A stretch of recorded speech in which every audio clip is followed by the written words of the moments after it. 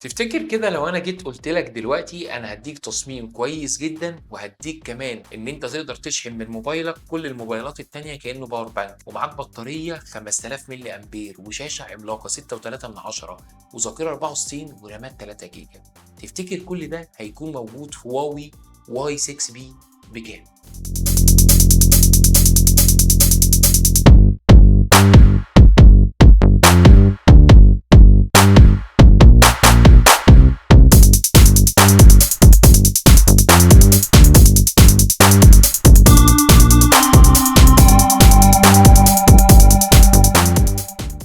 بُص، عشان أكون صريح معاك، مش بس التصميم هو اللي عجبني، لأ خلّينا نتكلم في النقطة التانية ونرجع للتصميم. خامات التصنيع يا جماعة لازم نبُص عليها.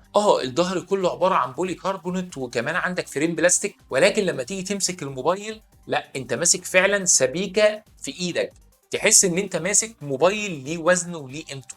اسمع كده معايا الزراير، بُص الزراير كليكي بشكل مش طبيعي.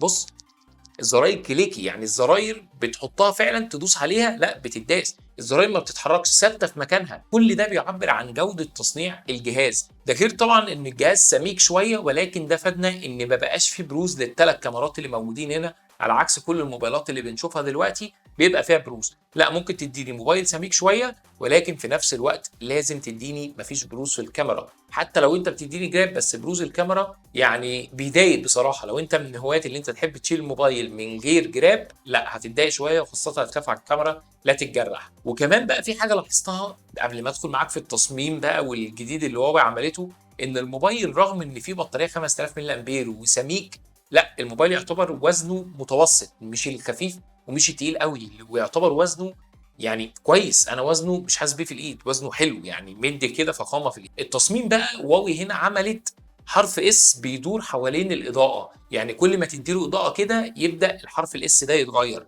مش بس كده، كمان اللون اللي معايا هنا حلو جدا، لون اخضر بيدي على فيروزي، ففعلا اول مره يعني تصميم من واوي كده بعد النوفا 7 اي يعجبني ويدخل مزاجي واقول بس هو ده البرنس بتاع الفئه بتاعته اللي احنا هنقولها في اخر الفيديو. عشان كده مش افوره خالص ولكن فعلا التصميم انا هديله 10 على 10. الشاشه اللي بتيجي في الواي 6 بي هي تعتبر شاشه 6.3 انش، تعتبر شاشه كويسه وحجمها حلو، ولكن بتيجي اتش دي بلس بس، وده هيخليك تتفرج على فيديوهات اليوتيوب هنا بدقه 720 بي يعني اتش دي فقط لا غير.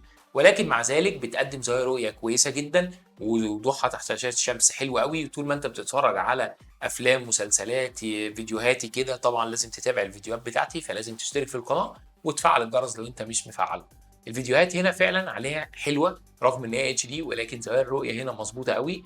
وهواوي كمان عملت حاجه حلوه لدرجه ان هي بقت بتظبط الكونتراست قوي في الشاشه بتاعتها، والاوفر شاربنج اللي كان موجود في شاشات هواوي خلاص ما بقاش تقريبا موجود. حتى التجربه الصوتيه هنا السماعه الخارجيه، عشان اكون صريح معاك انت ممكن تعتبرها افوره ولكن هقول لك تعالى جرب الجهاز معايا وانت تشوف السماعه الخارجيه صوتها عالي قوي، تعتبر نقائها يعتبر متوسط ولكن صوتها العالي ده حلو.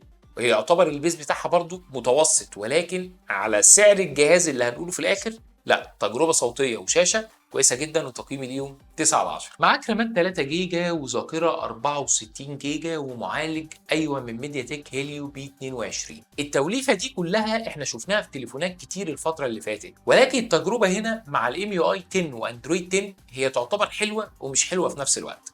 استنى عليا هقول لك ليه. خليني اقسمها لك كده عشان تقدر تفهمها بسرعه. بالنسبه للتطبيقات والمهام اليوميه زي فيسبوك وانستجرام واتساب، كل الحاجات دي هتفتح معاك على الموبايل بشكل كويس جدا. انت هتقدر تتنقل ما بين التطبيقات بشكل مستريح قوي. الانيميشن بتاع الواجهه الجديده الام يو اي 10 ودي حاجه بصراحه عجباني في هواوي ان هي بقت تنزل كل الموبايلات بتاعتها بعد كده بام يو اي 10 وبالواجهه الجديده اندرويد 10، فدي حاجه كويسه جدا مديه الجهاز ان الجهاز كده بص فريش منتعش كده، كل حاجه فيه بتشتغل بشكل كويس جدا وسلاسه تامه. ولكن الجي بي يو الخاص بالهيليو بي 22 يعتبر مش قد كده قوي، يعني انا شغلت هنا عليه ببجي الكبيره العاديه طبعا مش اللايت، ولكن كان في فريمات بتقع كتير جدا، اضطريت ان انا انزل الدقه لحد السموث عشان يعرف يشتغل معايا كويس. فطول ما انت شغال ببجي على السموث لا هيديك اداء كويس قوي، ولكن ما انصحكش ان انت ترفع اكتر من كده علشان ما تلاقيش الفريمات بتقع معاك باستمرار. وتقييمي للاداء 8.5 على 10. كمان عندك بصمه خلفيه، والبصمه الخلفيه اللي بتيجي هنا كويسه جدا، محفوره بشكل كويس جدا في الظهر. حتى كمان سرعه استجابتها للفتح كويسه جدا، لان هواوي بدات تعدل الانيميشن المحطوط في الواجهه مع ام يو اي 10.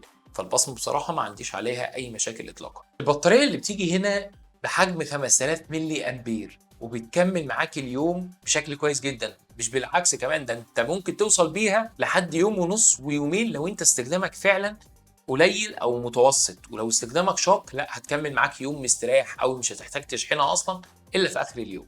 ولكن الشاحن اللي بيجي هنا فيها يعتبر شاحن 10 واط، وده شاحن بطيء، يعني هياخد فتره اطول. لكن لو سالتني على رايي، وخاصه في الفئات السعريه دي اللي هنقولها في اخر الفيديو، اتمنى ان انا اخد شاحن يكون بطيء عادي، ولكن تكمل معايا البطاريه اليوم بشكل مستريح، على عكس ما انا اخد بطاريه قليله والاوبتمايزيشن بتاعها مش حلو وتخلص بسرعه، ويبقى لازمه الشحن السريع ايه. فلا، يفضل ان انت لازم تعمل بالانس كده في الفئات السعريه دي تحديدا، تاخد بطاريه تكمل معاك يوم، شاحن قليل شويه.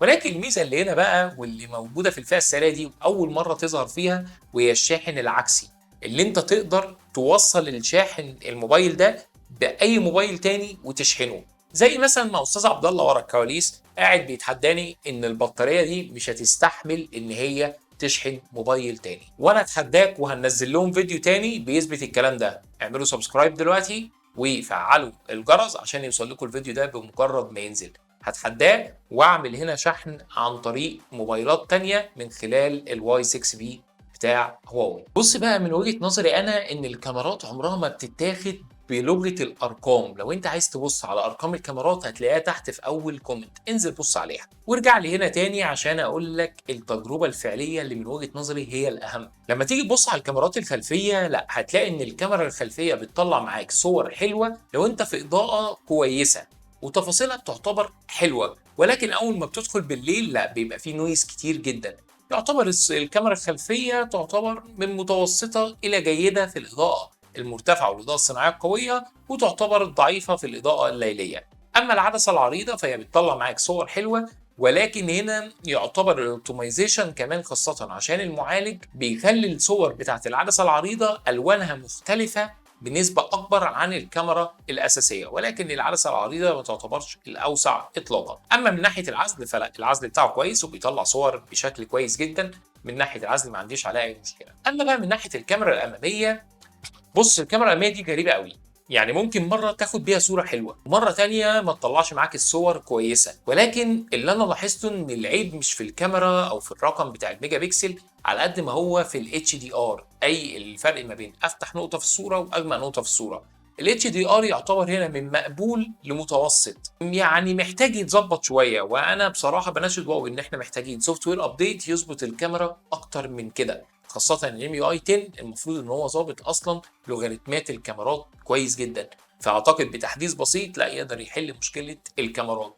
ولكن الصور لحد كده من الكاميرا الخلفيه يعتبر من متوسطه لجيده. الكاميرا الاماميه لا، صورها ما عجبتنيش بالقدر الكافي. هواوي طول عمرها ما عندهاش اي مشكله في الشبكات. عندك هنا سماعه المكالمات كويسه جدا، والشبكه بتلقط معايا حلوه جدا على الثلاث شبكات بتوعي. وحتى سنسور المكالمات هيشتغل معاك هنا حلو قوي، مش هيضايقك، على عكس موبايلات كتير بصراحه بلاقي سنسور المكالمات فيها ممكن يضايق الناس يعني. لكن هنا بصراحه لا، السنسور كويس جدا وشغال بشكل حلو قوي. هنا بقى المفاجاه ان الموبايل ده في الفئه السعريه ده فيه مايك عازل للضوضاء اللي هو اكتيف نويز كانسليشن مايك. فطبعا في الفئه السعريه دي حلو جدا، يعني الطرف الثاني وهو بيكلمك هيحاول الموبايل ان هو يقلل الدوشه اللي حواليك بقدر كافي جدا لحد ما الصوت يوصل للطرف الثاني بصوت نقي جدا. فالشبكات بصراحه ما عنديش عليها اي مشاكل خالص. حتى الموبايل بياخد شريحتين وكارت ميموري في نفس الوقت.